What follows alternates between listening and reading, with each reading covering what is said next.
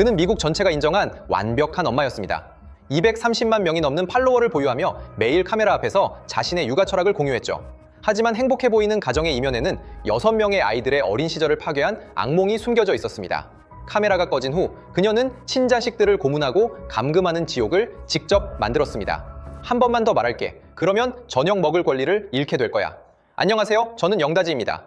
2023년 8월 30일 오전 10시 46분 미국 서부 유타주 스프링빌에서 한 어린 남자아이가 어느 집 문 앞에 나타났습니다. 그는 뼈만 남은 몸에 양말만 신고 신발도 없었습니다.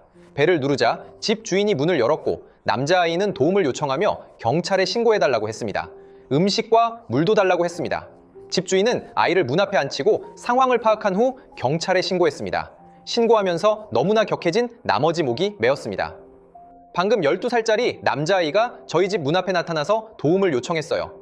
이웃집에서 왔다고 하는데 그 집에 문제가 있다는 걸 알고 있어요. 아이가 몹시 수척하고 다리에 테이프가 감겨 있어요. 배고프고 목마르다고 해요. 11시 1분 경찰과 구급대원이 현장에 도착해 12살 남자아이가 심각한 영양실조 상태이며 손목과 발목에 부상이 있다는 것을 발견했습니다. 그런데 상처는 테이프와 랩으로 감겨 있었습니다. 한 의료진이 이 불쌍한 아이를 보고 그 자리에서 눈물을 흘렸습니다. 남자아이는 차분하게 경찰에게 자신의 상황을 설명했습니다. 자신이 오랫동안 근처의 한 집에 감금되어 있었다고 했습니다. 그곳은 어머니의 사업 파트너인 조디의 집이었습니다. 10살짜리 여동생도 아직 그 집에 감금되어 있는데 두 사람은 한 달째 서로를 만나지 못했다고 했습니다. 경찰은 즉시 아이가 말한 조디의 집으로 향했습니다. 조디는 경찰이 찾아오자 자신의 변호사에게 전화를 걸었습니다. 여기 무슨 일이에요? 잠깐만요. 어떻게 제 집에 오신 거예요? 경찰이 수색을 시작하자 곧 옷장 안에서 마찬가지로 수척한 여동생을 발견했습니다. 여자아이는 겁에 질려 안에서 다리를 모으고 앉아 말도 하지 못했습니다. 이미 타인에 대한 신뢰를 잃어버린 것 같았습니다. 말하기 싫어요? 괜찮아요? 조금만 나와볼래요? 구조대원들이 한참 달래고 나서야 아이는 옷장에서 나왔습니다. 마찬가지로 배고프고 목이 말라 병원으로 이송되었습니다. 경찰은 즉시 조디를 체포했고 집 안에서 수갑, 밧줄, 의료용 거즈, 테이프를 발견했습니다.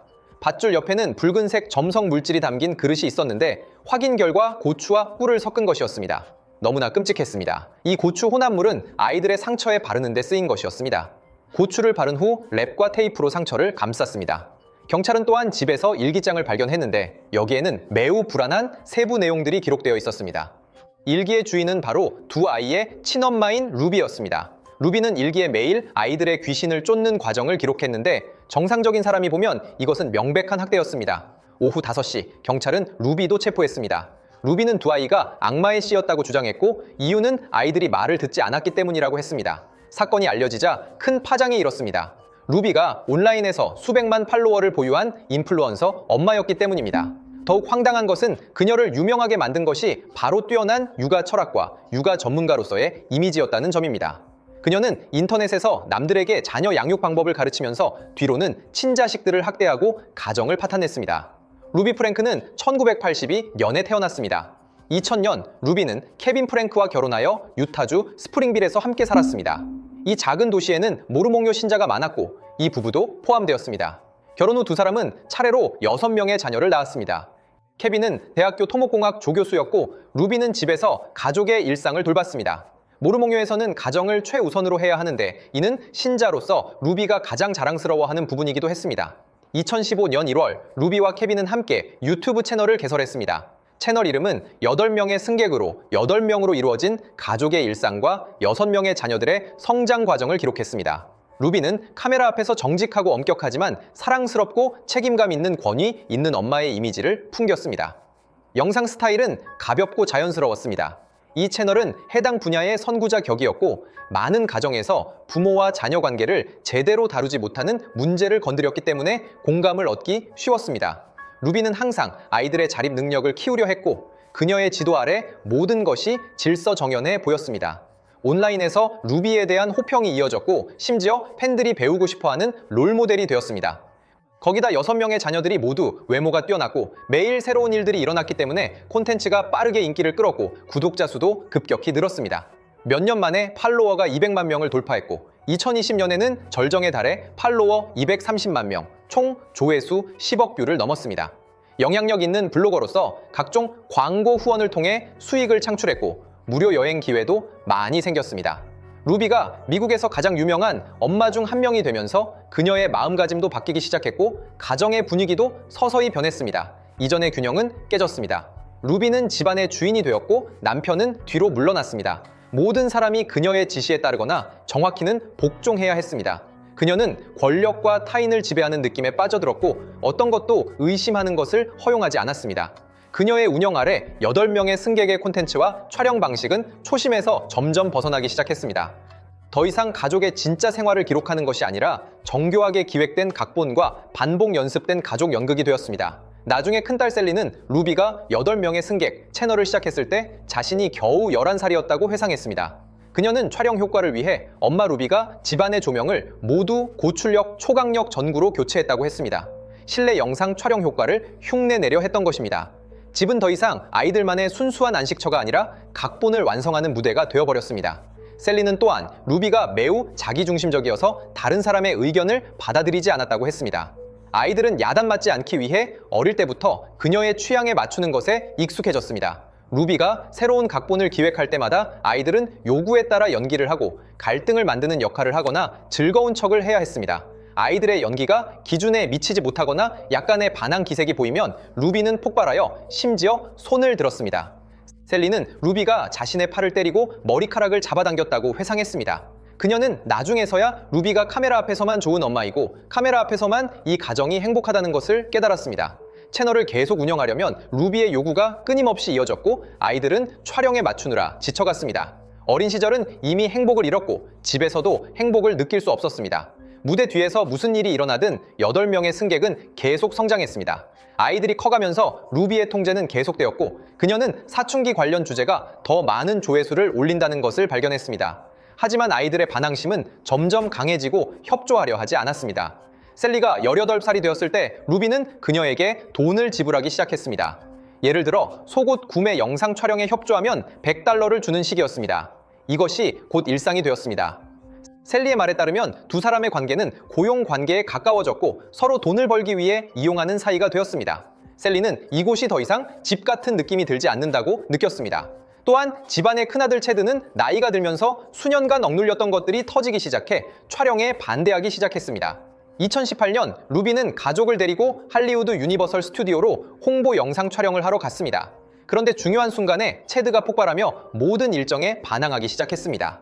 아이들의 반항이 루비의 감정을 폭발시킨 것인지 채널에는 매우 이상한 콘텐츠들이 등장하기 시작했습니다. 한 영상에서 6살 막내딸이 학교에 도시락을 싸지 않고 갔고 선생님이 루비에게 연락해 도시락을 가져다 줄 수 있는지 물었습니다. 그러자 루비는 영상에서 딸이 이제 어리지 않고 스스로 도시락을 준비할 수 있었는데 잊었으니 굶으면 된다고 말했습니다. 이분은 아침에 스스로 도시락을 싸는 것이 자기 책임이에요. 그리고 싸왔다고 말했거든요. 그러니 당연한 결과는 그냥 배고픔을 참아야 한다는 거예요. 제발 아무도 음식을 주거나 개입해서 도시락을 가져다 주지 않으면 좋겠어요. 2020년 5월 큰아들 체드는 우리가 아직 말하지 않은 것이라는 제목의 영상에서 알려지지 않은 사실을 폭로했습니다. 이전의 반항과 한 번은 동생을 속인 일 때문에 루비가 그에게 방에서 자는 것을 허락하지 않아 지하실에서 자야 했는데 지하실에는 침대가 없어 빈백 위에서 자야 했고 이미 7개월째 빈백에서 자고 있다는 것이었습니다. 루비는 체드가 카메라 앞에서 이런 말을 하는 것을 보고 처음에는 약간 당황한 듯 보이다가 나중에는 전혀 개의치 않는 태도를 보였습니다. 이 기회를 빌려 카메라를 향해 이것이 자신이 수년간 고수해온 집안 규칙이라고 말했습니다. 집에는 기강이 있어야 하고 잘못을 하면 벌을 받아야 한다고 했습니다. 동시에 집에서 이렇게 엄격한 것이 자신의 스타일이라고 설명했습니다. 루비는 여전히 칭찬을 받을 것이라 생각했지만 시청자들은 바로 신고를 해버렸습니다. 이것은 학대라고 판단했고 온라인에서 항해 운동을 벌이며 경찰이 조사에 착수해주기를 요청했습니다. 이미 오래전부터 쌓여온 것들이었고 이것 하나만의 문제가 아니었습니다. 루비의 다른 영상에서는 8살 막내 아들이 정원에 양말을 버렸다고 루비가 크게 꾸짖으며 줍게 한 다음 팔굽혀펴기 10개를 시켰습니다. 또 한 번은 막내딸이 가위로 집안 물건을 자르자 루비가 아이의 얼굴 앞에 카메라를 갖다 대며 다시 함부로 물건을 자르면 이 인형의 머리를 잘라버리겠다고 말하면서 손가락으로 가위 모양을 만들어 보였습니다. 여자아이는 겁에 질려 울음을 터뜨렸습니다. 시청자들은 처음의 충격에서 이후의 혐오감으로 변해갔고 완전히 등을 돌렸습니다. 연명 항의가 일어난 후 8명의 승객은 큰 타격을 받았습니다. 수십만 명이 구독을 취소했고 광고주들도 선을 긋기 시작했습니다. 루비는 육아의 모범에서 사람들의 비난의 대상으로 전락했습니다. 그녀의 자만심과 오만함으로 인해 가족 관계도 분열로 치달았고 정교하게 만들어진 채널도 결국 무너졌습니다. 더 이상 이 채널이 회복 불가능하다는 것을 알면서도 계속 영상을 삭제했지만 루비는 자신이 잘못했다고 생각하지 않았습니다. 저를 싫어하고 저를 캔슬하고 싶어하며 제가 지옥에서 불타거나 지구상에서 사라지길 바라는 온라인 사람들을 잘 알고 있어요. 하지만 저는 어디 가지 않을 거예요. 곧 사람들은 루비가 더욱 극단적인 조디와 어울리기 시작했다는 것을 알게 되었습니다. 조디는 모르몽요의 많은 장로급 인물들과 친밀한 관계였고 신자인 루비는 조디가 자신을 어려움에서 구해줄 것이라 믿었습니다. 조디는 이미 50대로 자칭심리 건강 컨설턴트였으며 주로 가정관계 회복을 업으로 했습니다. 하지만 실제로 자신의 가정은 엉망이었습니다. 2012년에 이미 남편과 이혼했고 자녀들도 연락을 하지 않았습니다. 조디는 사업적으로 잠깐의 성공을 거두기도 했지만 고객 사생활 유출로 많은 민원을 받아 나중에는 18개월 동안 자격증이 취소되었습니다. 한마디로 이 사람도 썩은 인간이었습니다. 루비의 아들 체드가 지하실 빈백에서 7개월을 자야 했던 것도 바로 조디가 루비에게 제안한 것이었습니다. 조디의 또 다른 일이 반항기 청소년들을 다루는 것이었는데 루비는 전문가의 힘을 믿고 그의 조언을 완전히 따랐습니다. 간단히 말해 조디는 아이들이 말을 듣지 않는 것은 표면적인 현상이고 실제로는 악마의 저주를 받아서 루비에게 대항하는 것이라고 주장했습니다. 신자인 루비는 이를 굳게 믿었습니다. 조디는 체드를 다루기 위해 7주간의 사막 생존 기술 과정을 특별히 설계했습니다. 그리고 이것을 위해 루비는 조디에게 $13,000의 컨설팅 비용을 지불해야 했습니다. 2021년 8월 조디는 직접 루비의 집으로 이사를 왔습니다. 이유는 더욱 황당해 샀는데 자신이 악마에 씌여 수시로 돌봄이 필요하다는 것이었습니다. 루비는 걱정되어 그를 들어오게 했습니다. 두 미친 여자는 하루 종일부터 지내기 시작했습니다. 2022년 그들은 함께 새 채널을 만들었고 이전 8명의 승객의 비공개 계정 이름을 새 채널 이름으로 바꿨습니다. 계속해서 심리 건강 코치를 자처하며 육아 강좌를 제공했습니다. 두 사람은 매일 함께 형경분리였고 심지어 조디의 권유로 루비는 남편 케빈을 집에서 쫓아내고 별거를 시작했습니다. 남편이 순순히 떠난 이유에 대해 그는 나중에 신자로서 조디에게 세뇌당했기 때문이라고 회상했습니다. 조디가 주최한 행사에 참가했을 때 그는 탐욕스럽고 실패한 사람으로 규정되었고 그가 떠나야만 가정이 좋아질 것이라는 말을 들었습니다. 그래서 그는 아무 망설임 없이 떠났습니다. 이후 성인이 된 큰딸 셀리와 큰아들 체드도 집을 떠나 루비와 연락을 끊었습니다. 집에는 가장 어린 4명의 아이들만 남았습니다. 루비는 더 이상 아이들을 학교에 보내지 않았고 이웃들도 오랫동안 아이들을 보지 못했습니다. 그러다 막내 아들이 탈출해 이웃집을 찾아가 경찰에 신고하면서 아이들이 조디의 집으로 옮겨져 감금되어 있다는 사실이 밝혀졌습니다. 경찰은 루비의 일기를 발견하고 내용을 살펴봤는데 내용이 너무 황당했습니다. 조디와 루비의 눈에는 아이들이 말을 듣지 않으면 악마에 씌인 것이고 아이들에게 귀신을 쫓아내기 위해 벌을 줘야 한다고 생각했습니다. 일기에는 아이들을 어떻게 벌주었는지 자세하게 기록되어 있었습니다. 오랫동안 햇빛에 강제로 노출시키기, 지칠 때까지 트램폴린에서 계속 뛰게 하기, 머리를 물속에 쑤셔 넣기, 3일 동안 밥 굶기기, 온도가 40도에 가까운 사막에서 달리기 등이었습니다. 도망치지 못하게 밧줄이나 수갑으로 통제했습니다. 수갑이나 결박으로 상처가 생길 때마다 루비는 고추와 꿀을 섞은 것을 상처에 발랐습니다. 이 모든 것이 귀신을 쫓기 위한 훈련 방식이라고 생각했습니다. 막내 아들이 더 이상 견디지 못하고 기회를 잡아 창문으로 탈출해 근처 이웃집에서 도움을 요청했고 이웃이 경찰에 신고함으로써 모든 것이 세상에 알려졌습니다. 경찰은 나중에 조디의 집에는 가장 어린 2아이만 있었고 나머지 2명의 큰 여자아이는 루비의 친구 집에서 발견되었다고 밝혔습니다. 사건이 발생했을 때 루비는 다른 지역에서 휴가를 즐기고 있었습니다. 2023년 11월 1년간 별거하며 모습을 감췄던 케빈이 루비에게 이혼을 요청했습니다. 2023년 12월 사건이 재판에 들어갔습니다. 두 사람 모두 상해, 학대 등 6가지 죄목으로 기소되었습니다. 루비는 모든 책임을 조디에게 떠넘기며 자신은 조디에게 정신적으로 조종당했다고 했습니다. 조디는 아동학대 범행을 인정하면서도 억지를 부리며 동기를 미화했는데 아이들을 사랑하고 아이들의 심리 건강이 걱정돼서였다고 했습니다. 하지만 모든 변명은 법 앞에서 무용지물이었습니다. 2024년 2월 20일 루비와 조디는 6가지 죄목 중 4가지가 인정되어 1년에서 15년 징역을 연속 4회 선고받았습니다. 이는 두 사람이 최소 4년은 복역해야 한다는 것을 의미합니다. 유타주 법전에 따르면 연속 형벌이 선고된 자의 최고 형기는 30년을 초과할 수 없습니다. 유타주의 부정기형 제도에 따라 최종 형량은 유타주 사면 및 가석방위원회가 결정합니다. 2025년 2월 27일 이 사건은 다큐멘터리로 제작되었습니다. 셀리는 다큐멘터리에서 루비에 대한 신뢰가 전혀 없다고 말했습니다. 재판을 받는 순간에도 루비가 가족에게 진심으로 미안해야 하는 것은 아닐 것이라고 믿었습니다.